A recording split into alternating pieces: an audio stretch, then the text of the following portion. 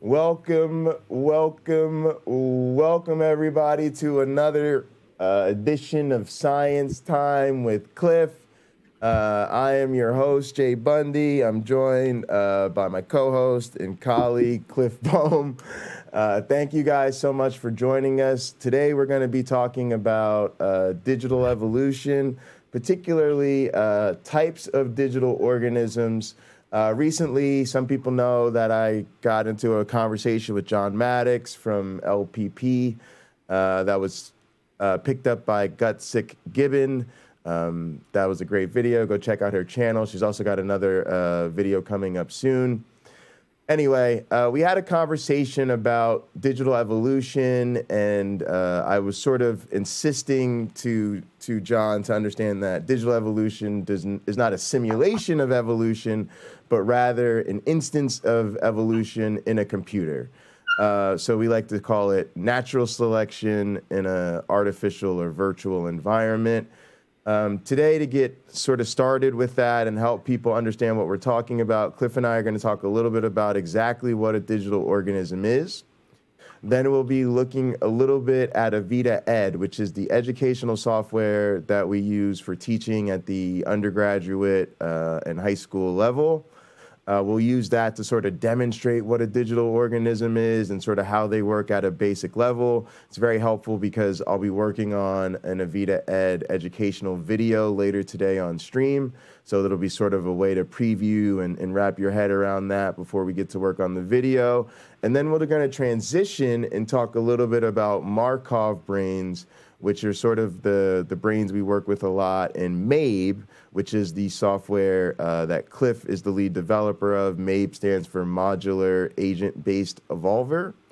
And so we'll talk a little bit about Markov brains, and then we'll transition into talking about Baby's First Berry World, which is a program I'll be working on. That'll be sort of my first time trying to build one of these brains in a system that uses them from scratch. So we'll wrap up with Cliff sort of giving us a high-level overview of what coding challenges I have in front of me to get all this working.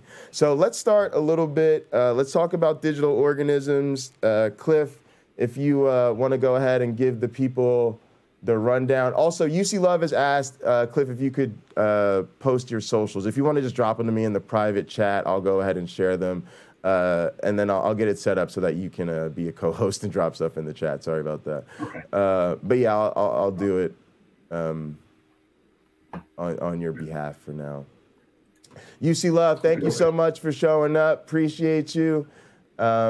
Come by later to the Pocket Locker stream, and I'll give you some pocket change for being first here. We appreciate you.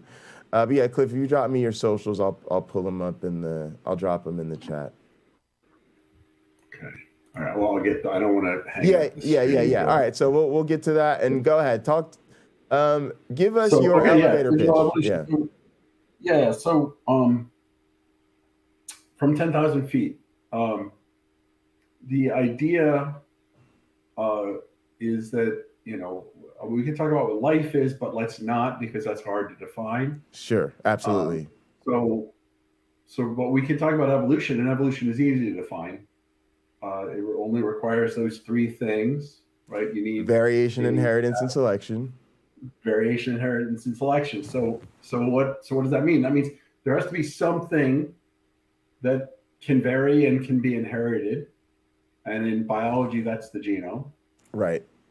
But we can think of the genome as any heritable, mutable data. By mutable, I just mean that it can vary by mutation.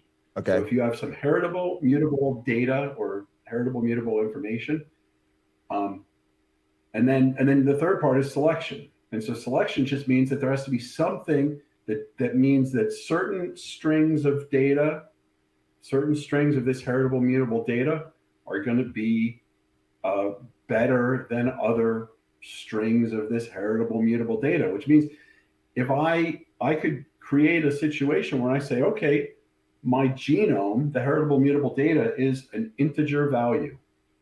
Yep. I'm going to have a population of integers. I'm going to set everyone to be 0. A number, basically just a number. It's just a number. Your whole genome Your whole existence is just a number. And I'm going to say selection is whatever number is higher is better. And I'm going to say mutations can add one or subtract one.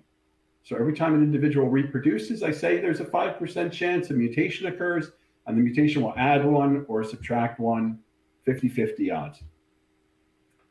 So now I start up my run. Everyone's got zeros for their genomes. So basically I got a bunch of zeros in my population. Let's add 100 of those. All right, guys, so just imagine this on a chalkboard, right? Everybody's got a little slot. How big is our population, Cliff? Give us a population. 100. So we've got 100 slots. Percentage is easy. All right, and then how many spots do they have in their genome? How many locations?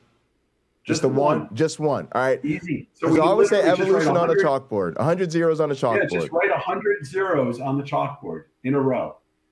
Now, underneath that, we're going to write the next generation. Now, since everybody in the generation everyone in that first population has zero, they're all equally good.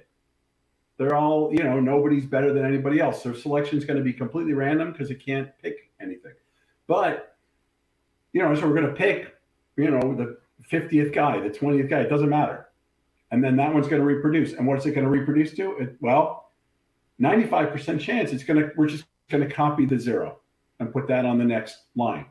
But There's a 5% chance it's going to mutate. And if it mutates, it's going to go 50% plus one, 50% of the time it'll go to minus one. Yep. If they go to minus one, well, that sucks for them. Yep. If they go to plus one, that's going to great. be better. So in the next generation, we expect that there's going to be something like 95 zeros. It's going to be 2 or 3 ones, and there's going to be 2 or 3 minus ones. Absolutely. Now in the next generation, those 2 ones are going to have an advantage over everybody else. That's right. And those 2 minus ones are going to have a disadvantage compared to everybody else. And so what we're going to expect is that on the next generation, the ones will be more represented. And again, 5% of those will be mutated. So some of the zeros may mutate into ones. We may get a few more ones that way. But some of the ones may go back to zero. Well, they could go back to zero, but they could become 2s. Mm-hmm. But there's only 2 ones right now. So, right. Say that each ones reproduces 3 times, like they're really successful. They each reproduce 3 times, but that would only be 6, and we're still talking about only a 5% chance of mutation. Absolutely. So it's probably going to take a while for that ones population to grow to be large enough that we're likely to get a 2. But now all we've said is we have a very simple system. Organisms are just an integer value, and we have a scheme for mutation, and we have the simplest scheme for selection. And now what we're going to see is over time, the population, that value of the genome is going to increase in the population. It's going to be affected by the mutation rate and the selection strength.